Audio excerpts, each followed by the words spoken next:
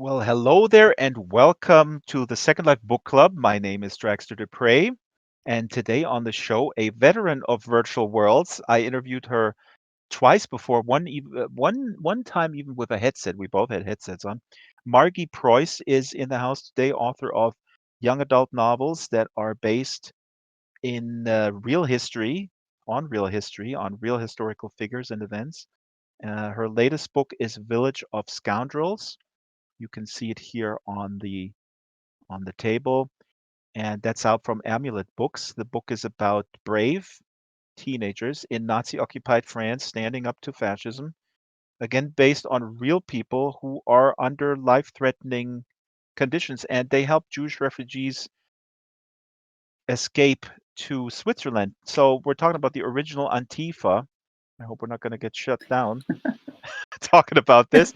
Margie, you can already hear it. Margie, I'm going to do a few housekeeping notes and then I'll introduce you properly. The show is, of course, live every Wednesday. We stream everywhere. Here in Second Life is, of course, the coolest thing, but we have to limit it to about 60 avatars. We're almost at a full house today. So if you don't get in, we stream on Facebook, Twitter, and YouTube. It's at 12 o'clock, the main show. We also have monthly shows. The Mystery Hour with Con Sweeney every Monday. I believe it's the last Monday of the month. And then the first Friday each month, Yvonne Battle-Felton and Ann Charnock are hosting an open mic type show called Tell It Like It's Lived. The reading list is at bookshop.org. Draxtor Reads. We're booked until the end of 2021, but if you have ideas and suggestions, please do um, email me. Now, the book club is open 24/7. Be nice, be patient with noobs. There may be some noobs that are hopping up on stage here. They may leave their mic open while they go on vacation, whatnot. Be nice to them. Everybody was a noob once. Big thanks to my team. Marianne McCann customized the venue. Kralos does avatars. Silas does the avatars. Wonderful Linden's, Strawberry, Brett, Patch. Strawberry's back today producing the show. Isabel Sharon produced it the last several weeks. Wonderful job. Who did I forget? I forgot someone. Oh, yeah, Arden Schwartzman put up some wonderful sitting animations and a system that is fairly new, and we're basically premiering it today. Now, oh, I just see here in the back here we have like a little prop, Heart of a Samurai illustrated cover. That's a book of Margie's. I'm going to hide that and bring it up later because this is a school project that some kids did. Now, today we're talking about kids literature, and I would like to welcome Margi Preus. How are you, and how is the lockdown treating you? Thank you for having me. I'm fine, and the lockdown is it's kind of like regular life for me, really, because I live a solitary life as a writer, not counting my family. So in writing mode, it's a lot like lockdown. And you And of do have course, a I live in the U.S., so yeah, we don't really have a lockdown, right. as You you have a, know. like a anything goes type policy. I hear on the news. Is that what's happening? Unfortunately, true. But Mark, this interests because I ask every author that comes in the beginning of the show because some who are used to being solitary and they actually need that to be productive and to be creative. One of the challenges can be if you're living in fairly small environment that your family can drive you pretty nuts because there is some people live in a setup where there is no door to close and say, I got to go into the writing flow right now. Please leave me alone. But I understand you have a little shed in the yard. Yes, I'm very fortunate to have a little writing house in my backyard that I can go to, especially since my one of my kids who lives in New York City came home for 5 months with his partner.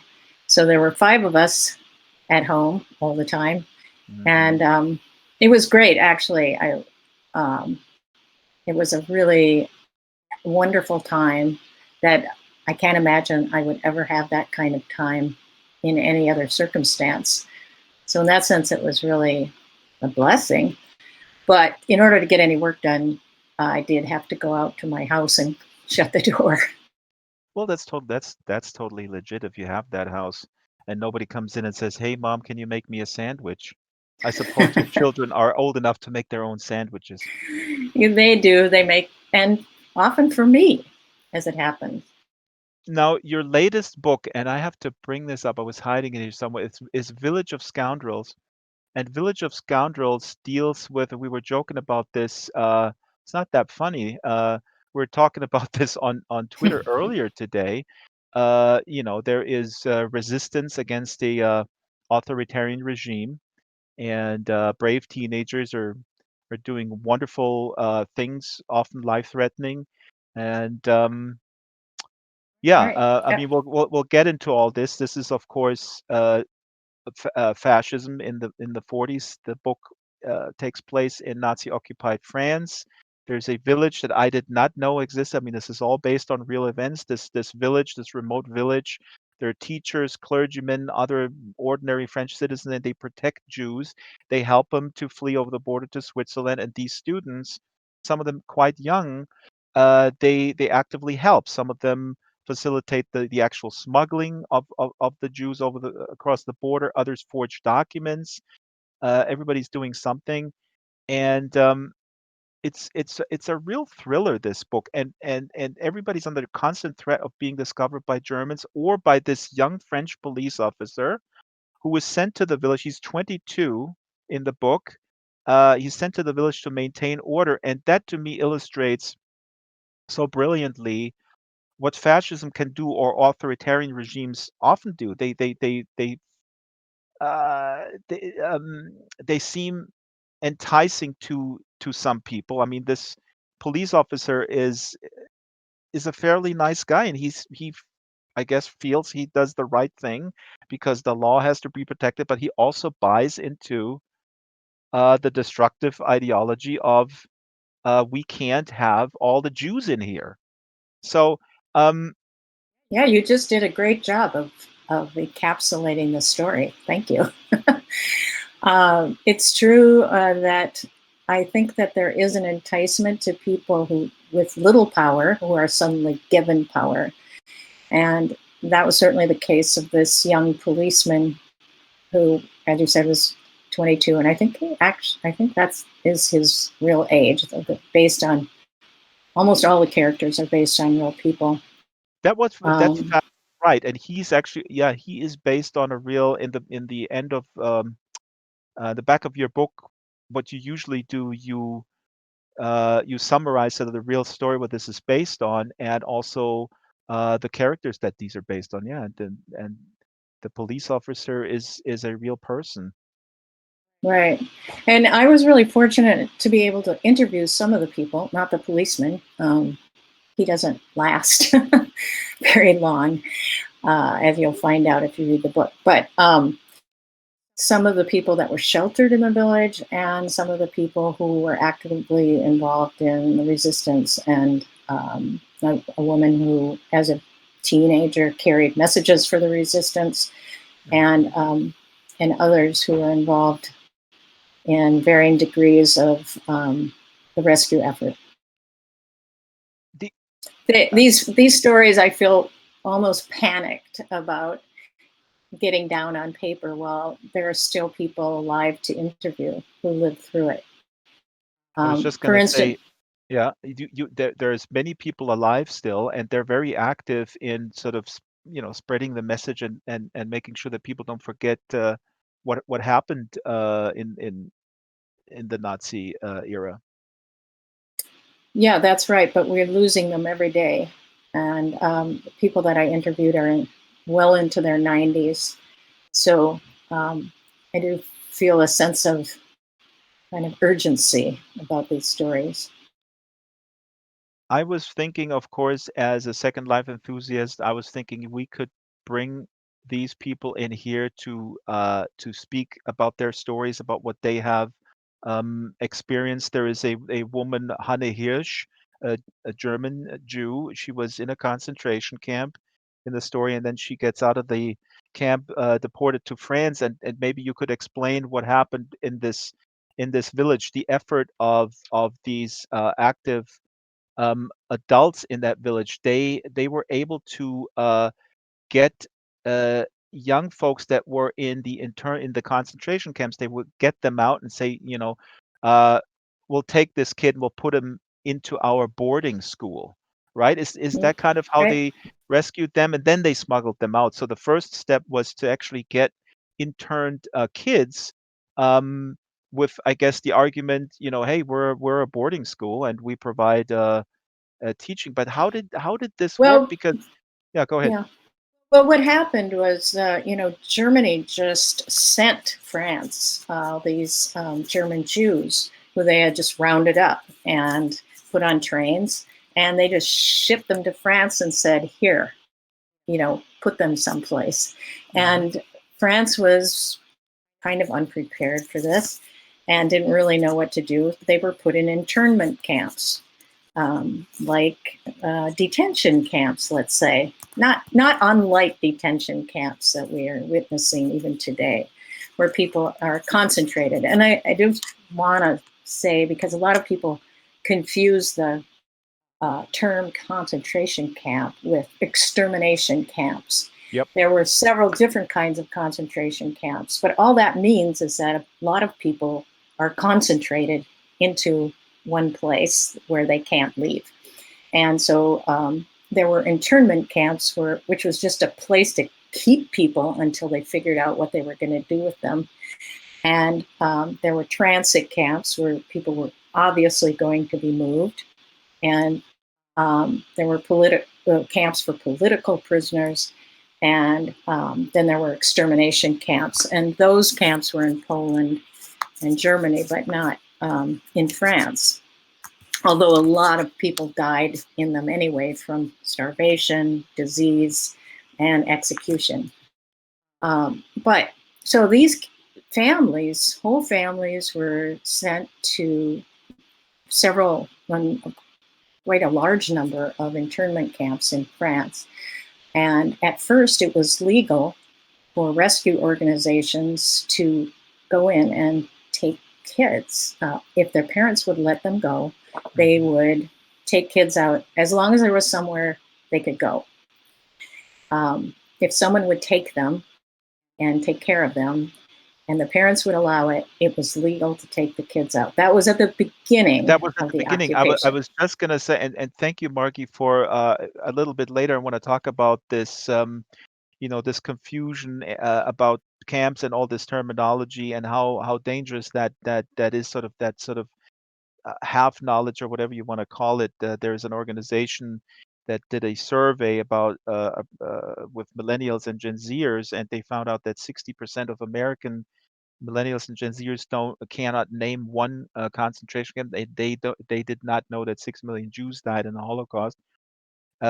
So your book and the work you're doing is, I, in my mind, a super important contribution to keeping this uh, alive. But what you're here just addressed was the constant changing of the legal framework during that time, during the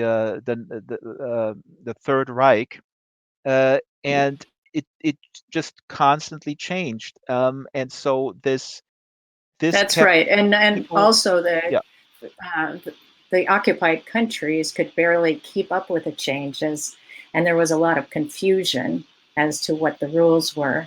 So sometimes these rescue organizations could exploit the confusion um, and the changing rules and laws, so to their benefit. And sometimes, of course, they couldn't. But as the war and the occupation went on, the rules, of course, got more and more strict.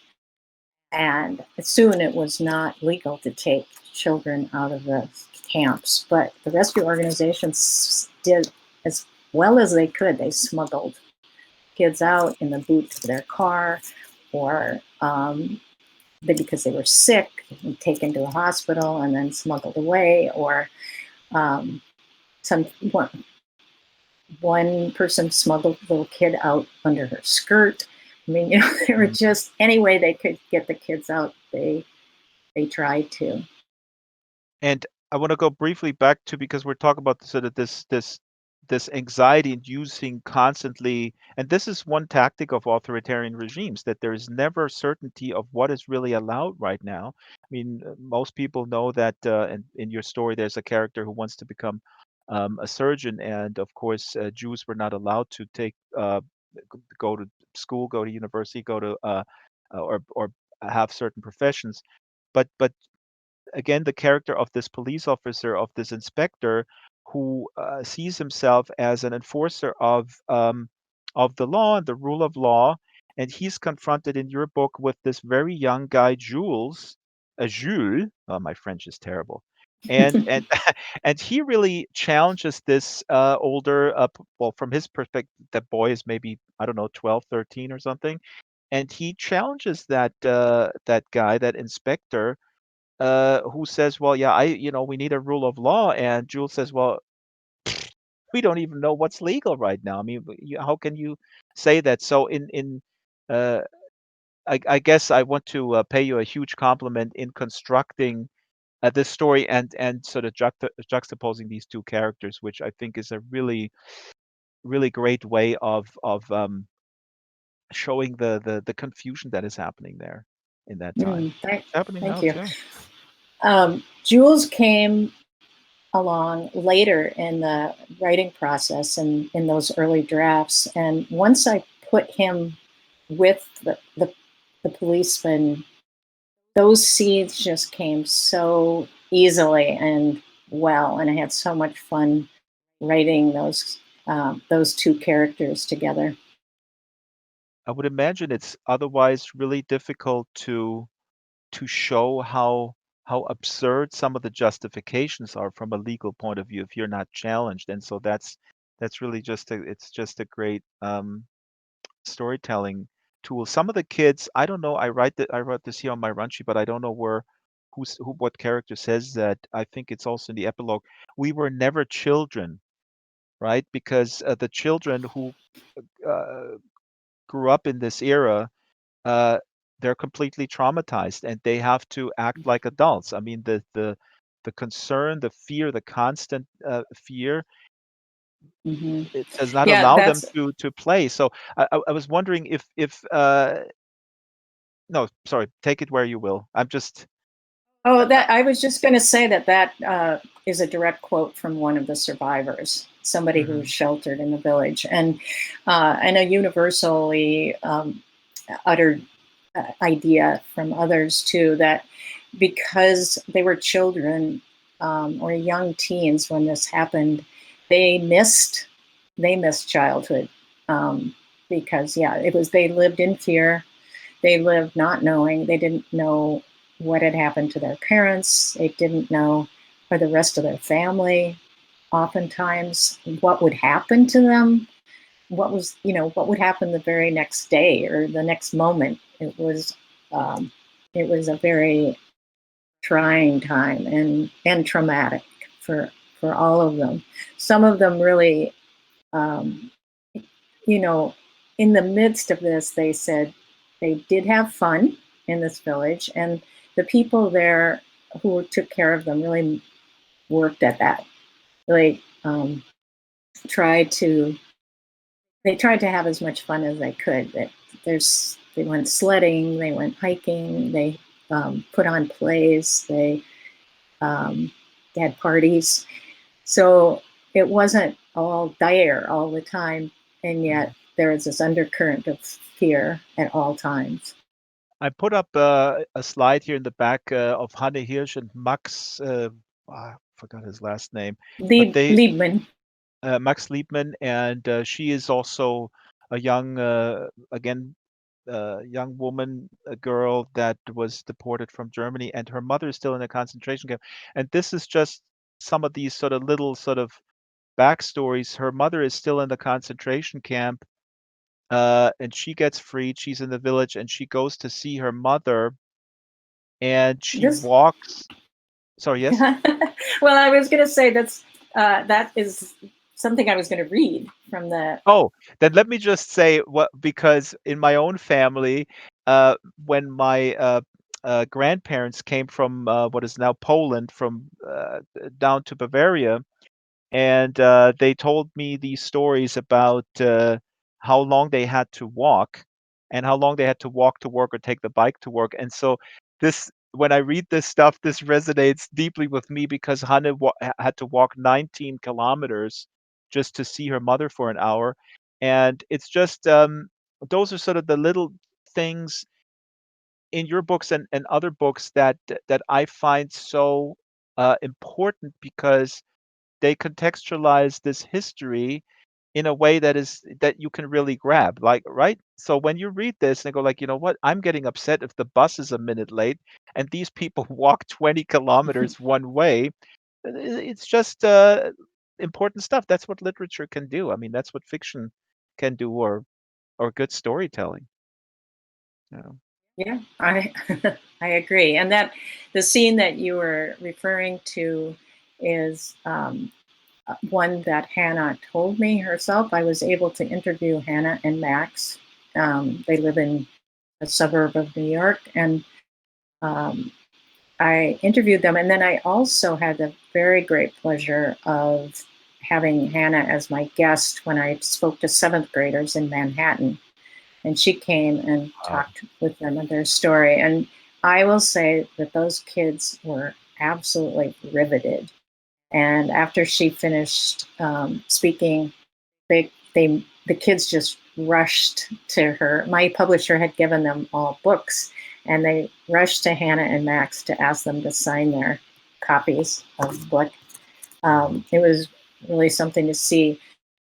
Um, but so I don't know if If you now is the want to time read, to do yeah, the we could. reading, but Yeah. yeah, so okay, well, let me tell you then why I decided to read this part. I recently have just sent in a little blog interview from someone, and the question was, what's on page 69? Because apparently there's a, let's see if I can find it.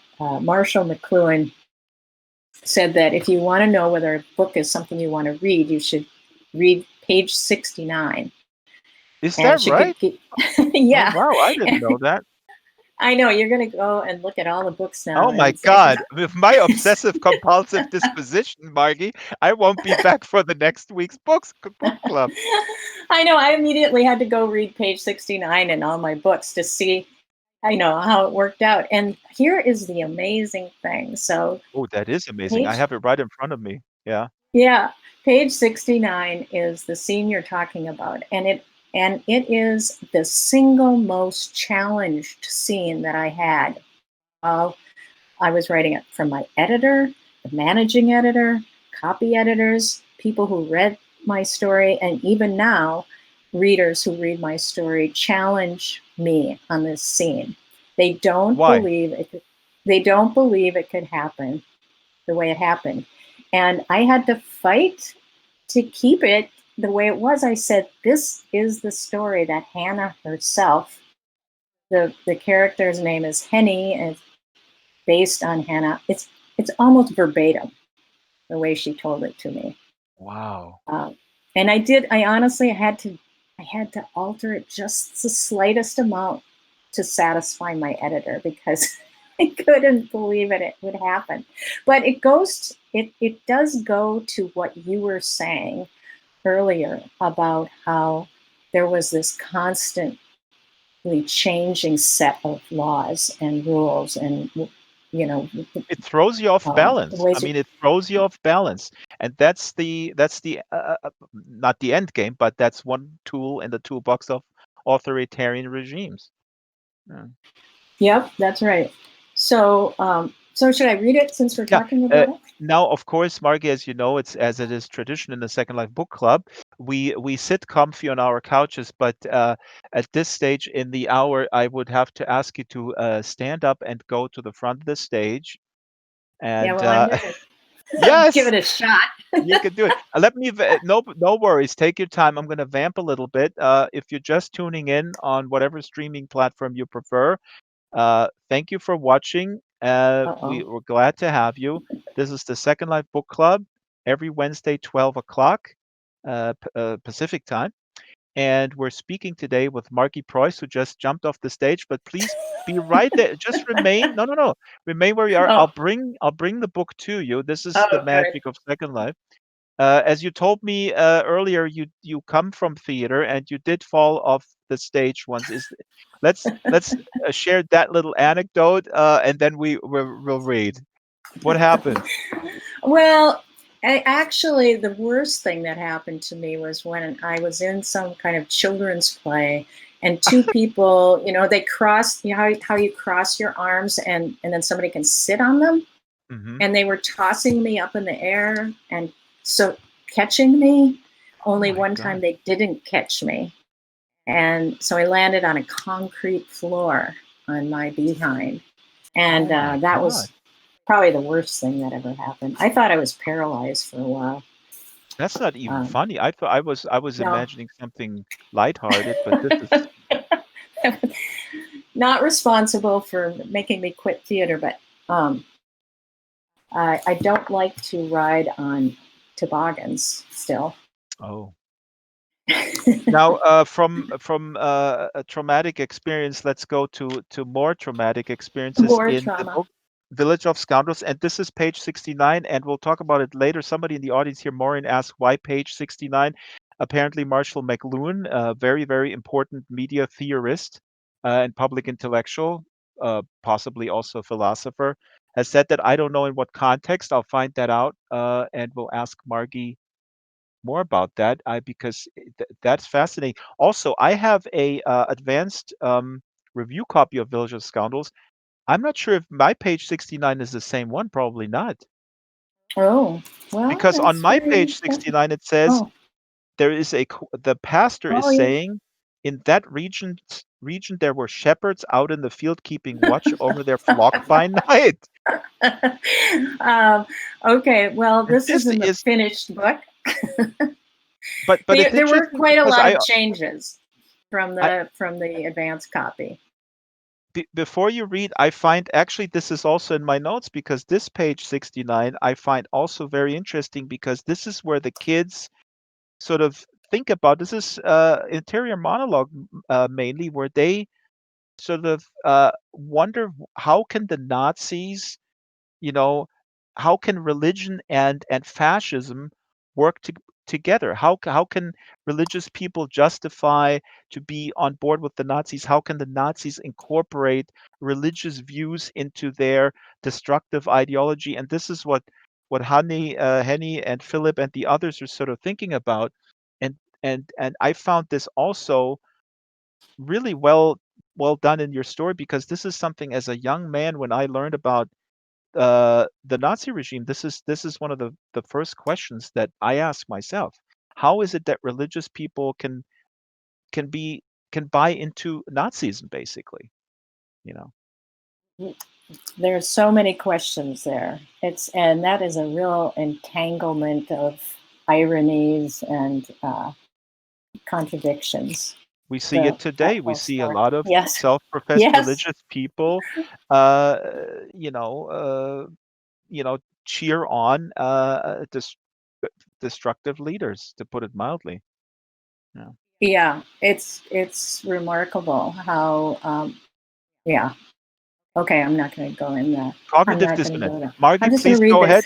ahead. Yes, Okay, but I am going to just to set it up. continue where you left off.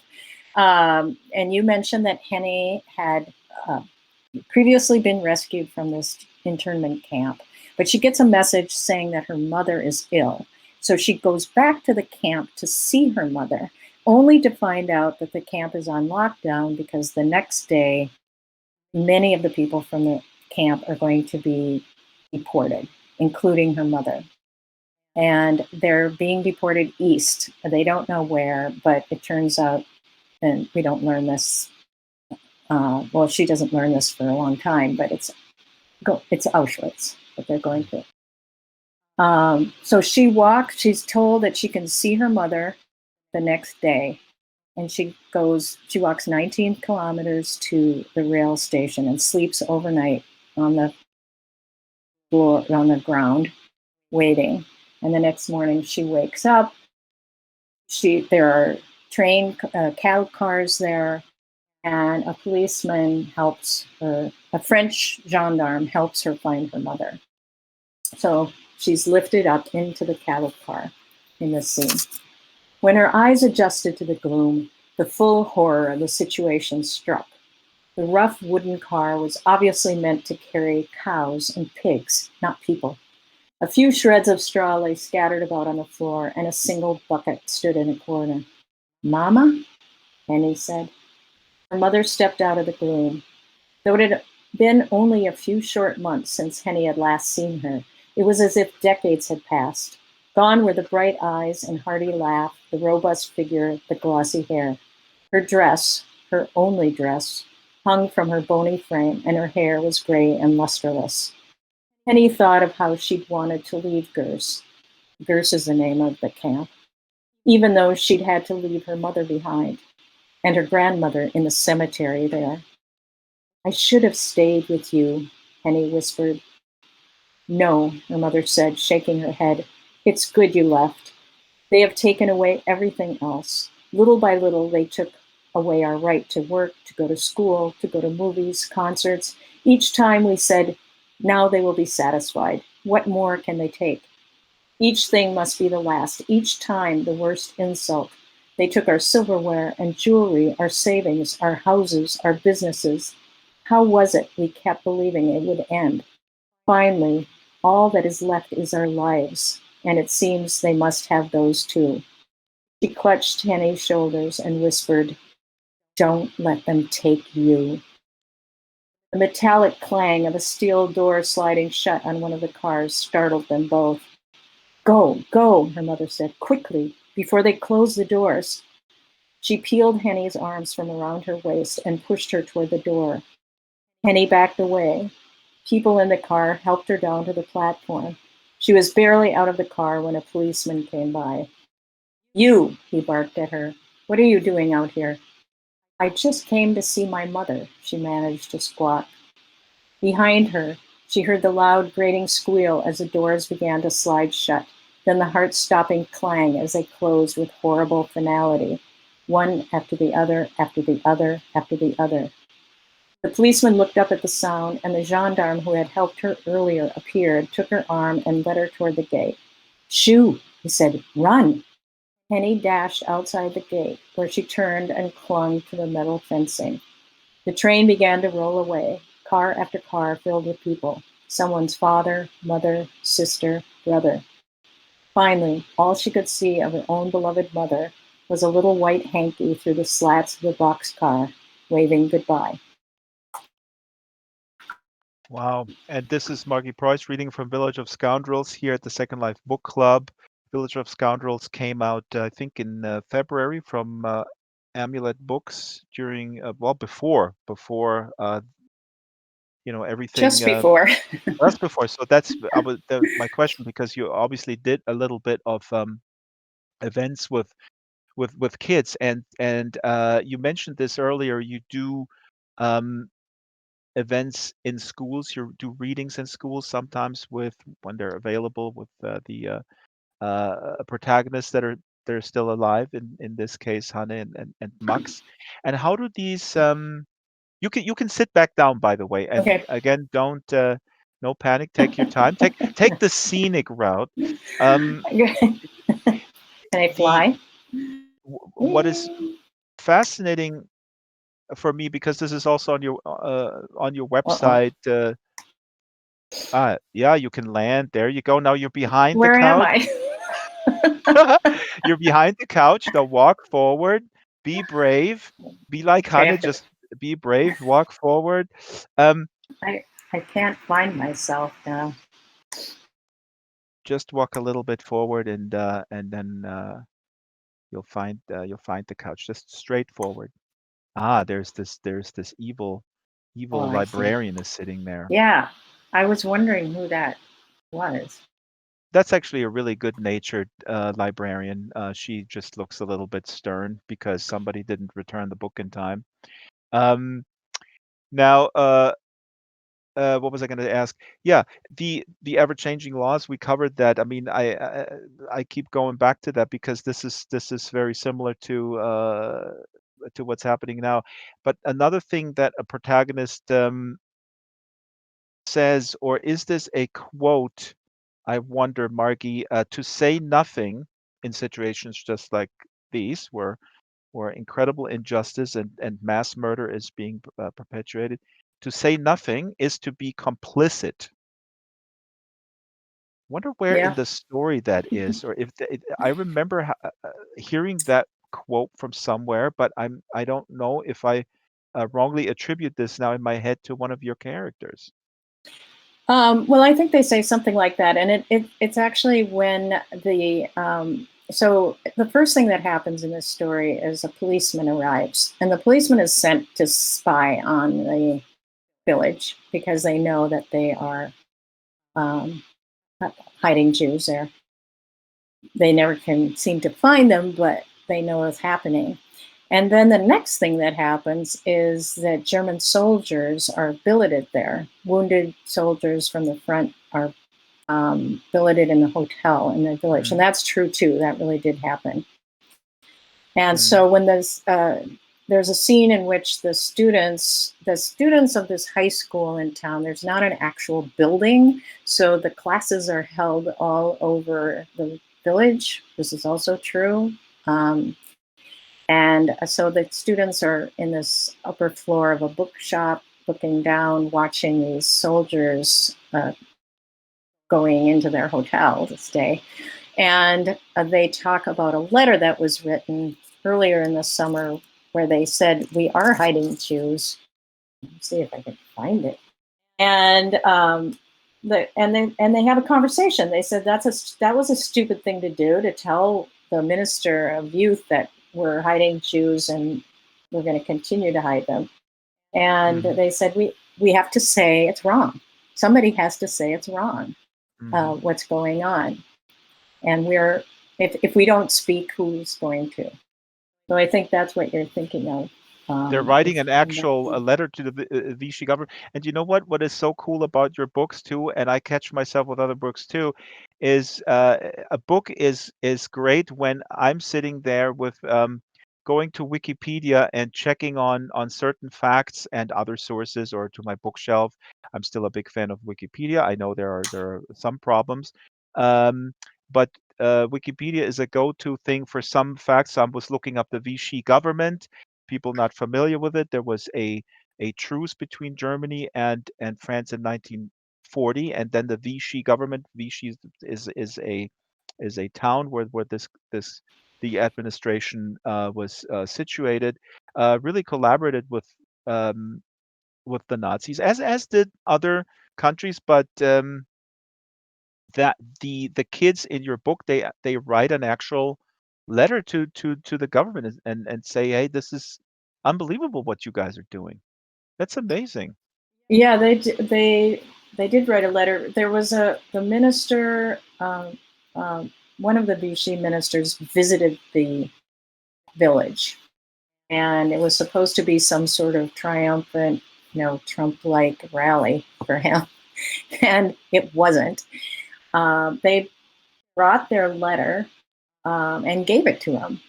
Hmm. So it was the youth minister for the Vichy government was handed this letter in which they said, and I'll quote the letter because I have it right here, um, that they're responding to the Vel d'Idi, which is the velodrome where 1,300, I think that's right, Jews were rounded up, whole families, and kept inside this stadium without adequate sanitation or food or anything else.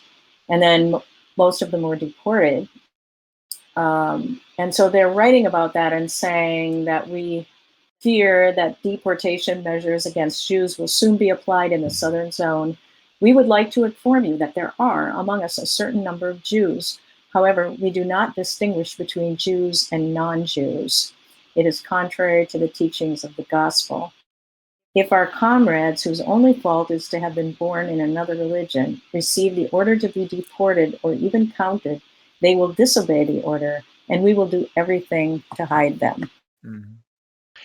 So that's an actual letter It's that they amazing. really did give him. This is amazing. And I just threw up here in the back on the big board here a hand-drawn escape route at one of the houses that sheltered Jews. It says here on the bottom, this is an escape route, like an underground tunnel, and you can see these little stick figures here.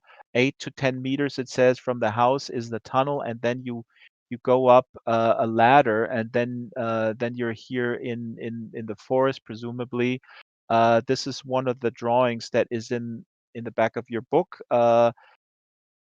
as an escape route for sheltered Jews in that village.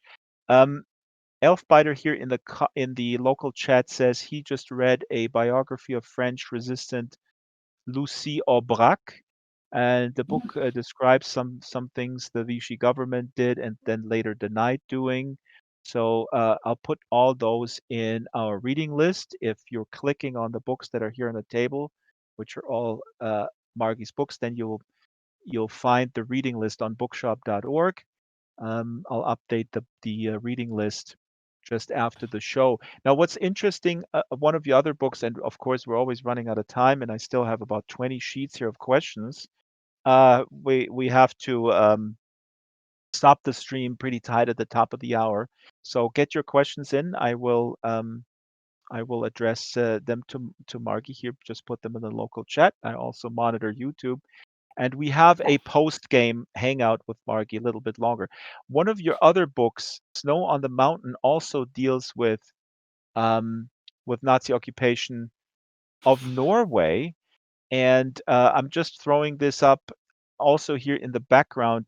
And it's so interesting when you think about what's enticing about this ideology. And as we all know, the Nazis were master propagandists uh, in selling their regime to selling their regime to young people um, with stuff that is attractive to young people. So what you see here in the back is actual propaganda to bring in people from Norway into the force, so to speak. And you see here uh, an SS guy, and he is of course here with the shadow of a Roman soldier, I guess, here with the helmet. And then on the other side is Oh, a that's a special Viking. a Please. Viking. See, I don't even know. Yeah. So that See, the they wouldn't appeal. catch me. Like I was gonna go into the Nazi recruiting offices. Hey, you guys got Romans in here? No, this is a Viking. Get out of here, Draxtor. No, go No, ahead. there's on the top it says Nordman. So we're northern, aka white Hmm. Europeans, and they tried to appeal to the Norwegians by saying we share a mythology, Hmm. which was true, and then the other one I think that you must have up there is also shows a skier, Yeah, the skier and that battalion. right because the Norwegians' love of sport and of skiing, and appeal to their physical strength. And I don't know, are those the two that you have there? Yeah, yeah, yeah. The skier Yeah, battalion is also looks really kind of cool. Like I mean, now of course we right. have a Star Well, Wars the reference probably. Um, oh yeah, that well the Nazi idea was to hold up Norway as this perfect, the Norwegians as this perfect Aryan race, with mhm, tall, blonde, blue-eyed, fair-skinned, healthy specimens, and the some of them bought into it, and probably more so, I think, because of fear of Stalin mhm. than of that any of that kind of ideology. Um, but a lot of Norwegians the um, resisted the Nazis in ways big and small, in any way they could, really. And they It's had interesting. lots of little ways of communicating with each other that they were, um, as they said, good Norwegians, which meant not. Nazis. They would wear paper clips on their lapel, which meant we bind together. Their watch on the underside of their wrist, which meant down with the new time, because the new time was a slogan of the Norwegian Nazi government. And the red hats, the students wore red hats. It's Right. Ah, I don't kind of have a a picture sign there. of Mm. Norway. Norwegian nisselue is the nisse are these little red-hatted gnomes, and so that was kind of a symbol of Norwegian solidarity. And they could be arrested for wearing a red hat, and This is were. this book also is a favorite of mine, as you know. I mean, I interviewed you twice, but what I didn't ask you, which I just noticed, that you dedicate this to your parents, um, Mm. and with you know mentioning that you credit them, I guess maybe for your own storytelling skills or love for Well, storytelling, I guess. But you there's do have that. a Norwegian background. I do, and my parents, my dad studied in Norway and Germany in the 30s, Wow. which gives away something about my age, but not as much as you might think. We um, avatars have no age, Margie. We yeah, don't have and an I, age. I just see in the chat skis against the atom, which is actually one of the reasons I wanted to write this book, because skis against the atom was one of my son's favorite books when he was the age of my readership. And it's about well, I won't go into it. You should just read it. Great, Mhm. great book. But because I was going to talk about my parents. So my dad was a student in Germany in like 33, 34, went to Norway in 35. And my mother came to visit him, and they ended up getting married in Norway. It turns out that my dad's best friend in Norway became the minister of youth for the Norwegian Nazi government. And this was the inspiration for the two friends in my story who go completely different directions. Mhm. Espen, the protagonist, gets involved in the resistance, and his friend Shell, who um, starts to work for the Norwegian Nazi government, or And not there the we government, and but there the you go. military. I'm sorry, I'm stepping on you. Actually, I have to apologize. Last week, an valued audience member, rightly criticized me for stepping on the guest. And this is I should not be forgiven, and totally mea culpa. I'm just so excited, and this is just my nature. Um, Please forgive. I was just gonna say, because you have this another character here who gets so, who really finds this stuff so cool. And again, I mean, this is we're going around the same question. Like, how can you, how is it, why is it so easy to get so many people in there? I mean, this is somebody that is connected to your family, that is that was the inspiration for the character in this book. I mean, how could do you have any Well, it personal is a stories how he fictional. would justify it? It's a fictional character.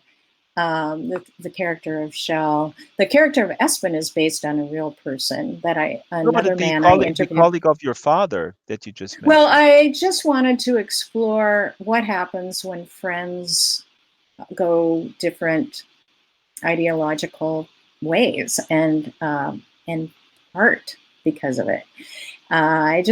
It was something that I never really talked to my father about before he died, and I regretted that because I thought it would be an interesting Yeah, conversation to have.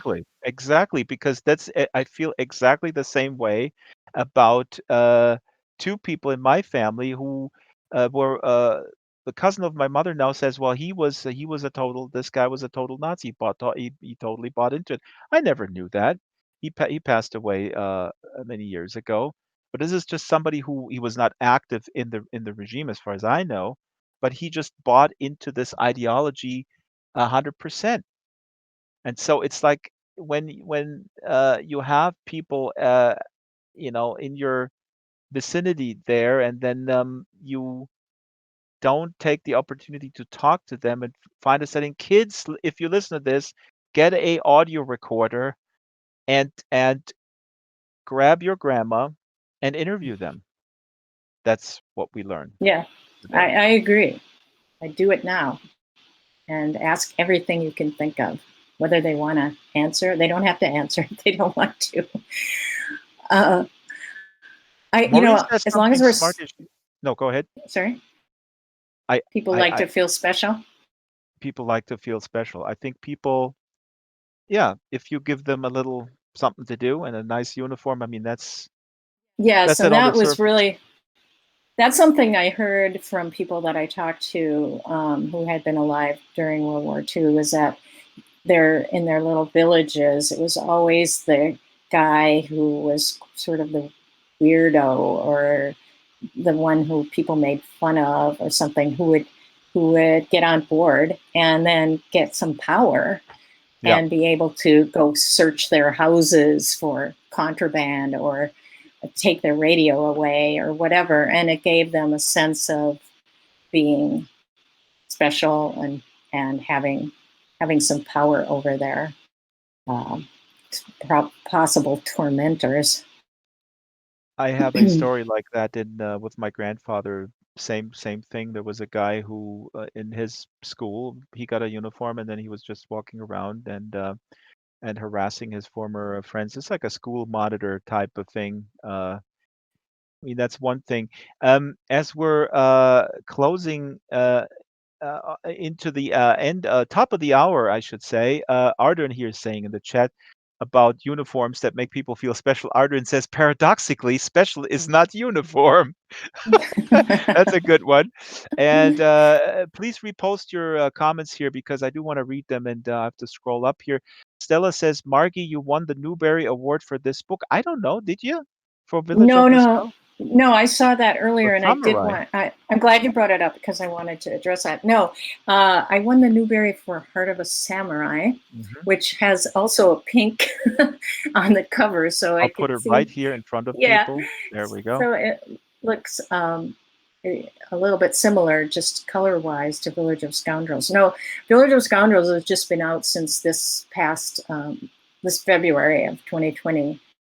Hmm. So it's a kind of a newer book, but Heart of a Samurai is also based on a real person, the first Japanese person to come to America during the time that Japan was living in isolation. So About that's yeah, Heart go ahead. Heart of the Samurai is your first book, and this is where, and I talked about this before, but this is fascinating, and I have it here on my question list because this is something that I'm really curious about. How do you get a book placed uh, into the store? And the reason I'm asking this is this book, when it came out, my wife saw it immediately in a local bookstore and it got recommended to her, and that's how we got on the Margi Preus train, basically. And I'm always wondering, I mean, how does this work?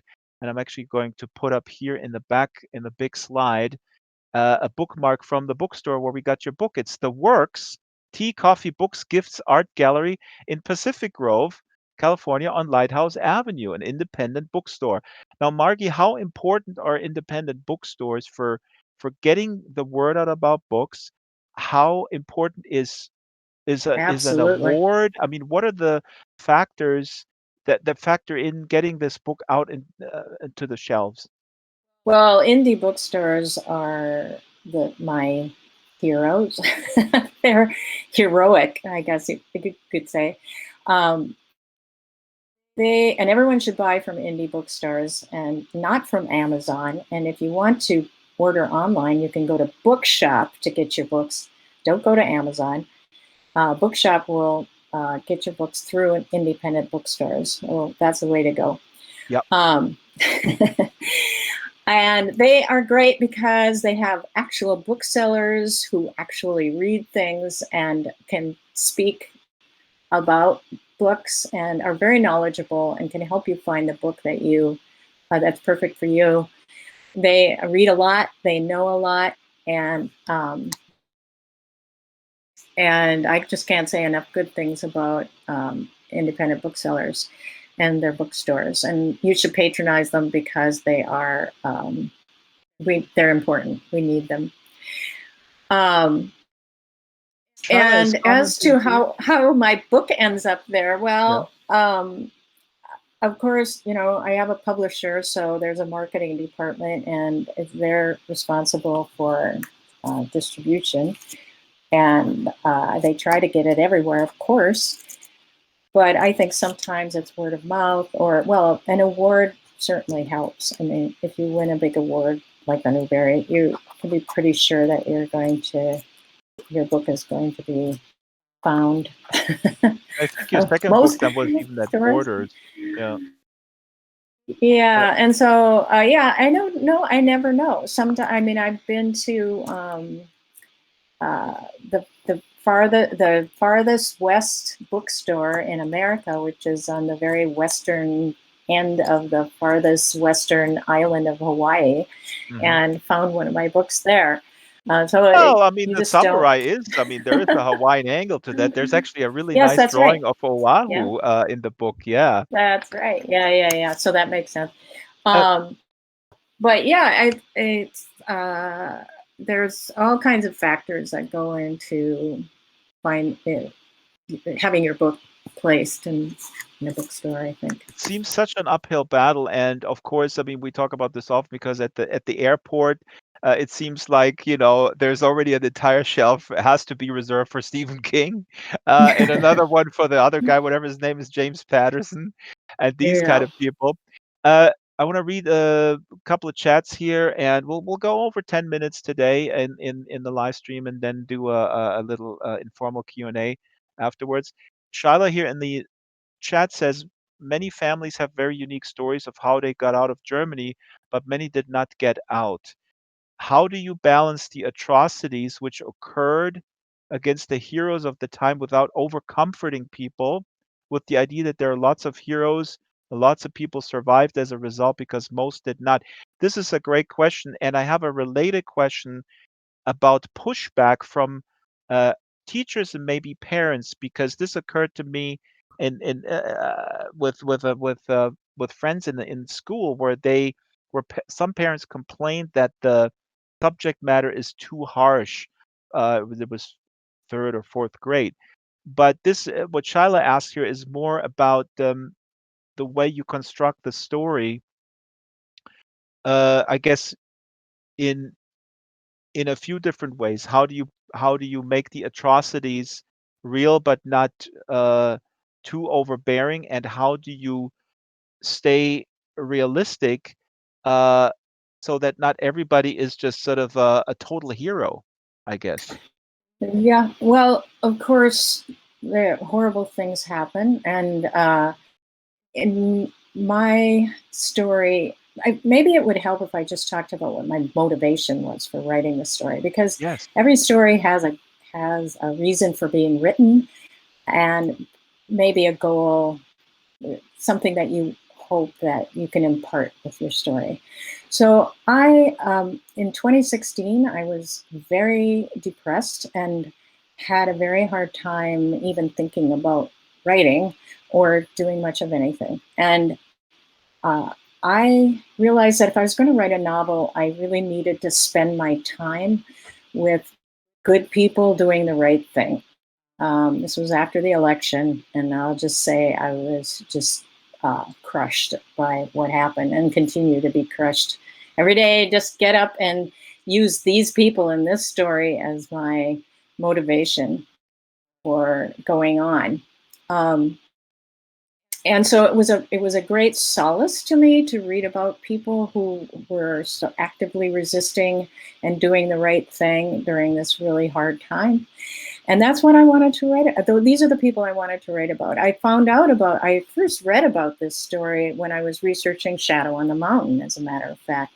But since I was writing about Norway then, and this story took place in France, I just kind of tucked it away and remembered it when I needed to find some characters that I really wanted to spend my time with, because I spent a long time writing a novel. And and that was my point of writing about this, is that yes, it was a dark time and horrible things happened, but there were people who got up every day and did the right thing in spite of the danger. So not trying to make everything seem rosy, or make everyone seem like heroes, or make it seem like everyone ended up fine at the end, Right. because they didn't. And I think I'm honest about what happened to people afterwards. That's part of what the back matter is. I have an extensive back matter that does tell what happens to the characters, the real life people who inspired the characters after the Right. war was over. And again, I mean, I think you get that balance really totally right. I mean, it's wonderful. Elfbiter says, being a librarian, I know that lots of kids want to read stuff out of their level. It's the adults who want to stop them to keep kids innocent. Is that Mm. what you encounter sometimes? I mean, Maurice Sendak talked about this all the time. That was one of his Yeah. big themes. I Well, would of course. imagine I that mean, the times have changed a little bit since Where the Wild Things Are came out. Yeah. I think that children can read just about anything.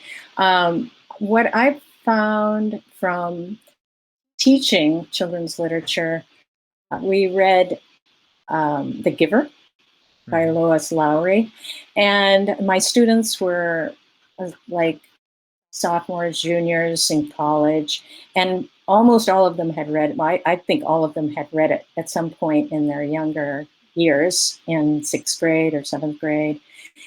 And every single one of them said, "Oh, I didn't get that euthanasia part when I was Hmm. in sixth grade. It just went right over their heads, and they didn't get, different things that they weren't, and at their stage of life, they weren't ready for. They didn't relate to it. It didn't make connect with them, but Hmm. they still remember the story, and they got a lot out of it anyway. That's genius of Lois Lowry, that there's so much there to get. And I think So many as left. adults, Yeah. we think that kids are going to read the same way we do, Yep. and they don't. Yep. They read where they're at. So I don't worry about it. I read all kinds of things I probably shouldn't have been allowed to read, because my parents didn't know that I was reading things that my older cousins were giving me to read. And I don't think that it damaged me. It just made me more interested in reading, probably. Any reading is good. I'm actually bringing up. We have a few minutes left. I'm bringing up another book that's out. I mean, you are very.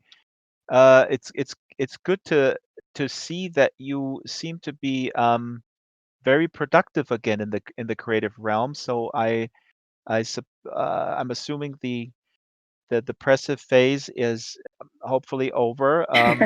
It won't come. I Yes, mean, these scoundrels that I wrote about got me out of it. yeah, and They you have really a did. book, and I have it here on the table, The Littlest Voyageur, which is illustrated by Cheryl Pilgrim. Hmm. Um, and then also you have a middle grade book here. It's on the table. It's called what is it called? Silver Box, and it's from a Yeah. trilogy, or it finishes out the Enchantment Lake trilogy. Is it a trilogy or is it an ongoing Yes. series? Is it? No, it's a trilogy that was going to be a quadrilogy. No, it was originally it Mm. was going to be 4 books, one for each season, but then I realized that in northern Minnesota we don't really have spring, so we just have summer, fall, winter, more winter, and then summer again. So it's 3 books, and the last one takes place in the winter with just a tiny, tiny little bit of spring at the end, just like in northern Minnesota. Um, Questions in the audience. We have a few minutes left here. Uh, Margie, it's such a pleasure to have you back here at the Second Life Book Club now for the full hour. I still have a million questions here, but at least we got through some. We got through some of them. It's terrible. How could I ever have actually worked for NPR and adhered to the NPR clock. That was my first life. Now I'm in my second life where the clock doesn't matter and I go all over the place. Um, you Well, mentioned thanks for earlier having me. It's always fun chatting with you. the the school events. I hope that they start again. I mean, this is something that is really important for you, Mhm. that you do. And is there any hope at the horizon there with school events starting? Well, I am hoping maybe some virtual visits coming up. I mean, I don't have anything scheduled yet, but I'm working on some virtual programs. And I'm actually hoping to get Hannah, who we talked about earlier in the program, and another woman that I talked to for Village of Scoundrels together to do a Zoom chat and record that and then offer that to schools, because I think it would be, having listened to both these women talk, both of them very dynamic speakers, even in their 90s, I think that would be a great resource for schools. I can tell you, I can offer you to give them a little onboarding in Second Life. I was just now finished a project with an 83-year-old lady who totally is navigating here as if it is her, well, first life. And we could go to 1920s Berlin in Second Life and walk around there and talk about it. Now, folks, I need to go through my thank you list, and then we'll have Margie for 15 more minutes, and people hear the exclusive elitists uh, here at the book club. They can ask questions. Thank you so much, my dear audience. Thank you, Margie, and thank you, Team Strawberry from Linden Lab, Brett Patch, Marianne McCann makes the venue, customizes the venue. Arduin Schwartzman today. Without Arduin, nothing would have happened. Arjun does a lot of magic, and he's awesome. Kralos makes avatars. Silas makes custom avatars. Now, next week we have somebody very different from Margie. We actually have a bug-eyed monster scheduled. His name is Joe Haldeman, and Joe Haldeman will appear as a green bug-eyed monster. You can see this behind me, and it actually has the wrong date on it. I see it's not June 17th. It's next Wednesday, for crying out loud. So I will change this later. 12 o'clock, the usual time. Reading list is at bookshop.org/Draxtor Reads, I believe, or search for Draxtor Reads. That's the list. And let's see. We're gonna go post game, have a little bit fun off stream. Thanks again for coming. This Friday, oh yeah, this Friday is Yvonne Battle Felton and Ann Charnock with Tell It Like It's Lived. That's only in Second Life. That will not be streamed. It's an open mic session um, where you can read your work in progress. Sometimes very prominent authors show up. So this is here in a kind of a hidden place, private, and we don't stream it. Yeah, that's it. And let me end with reminding you, if you are a reader and if you want to support writers, you need to purchase books. You need to support your addiction and this profession by purchasing the books. And that's all I have to say. Big thank you to Strawberry's back, and big thank you to Isabel Charen as well. See you all next week, next Wednesday, right here at the Second Life Book Club.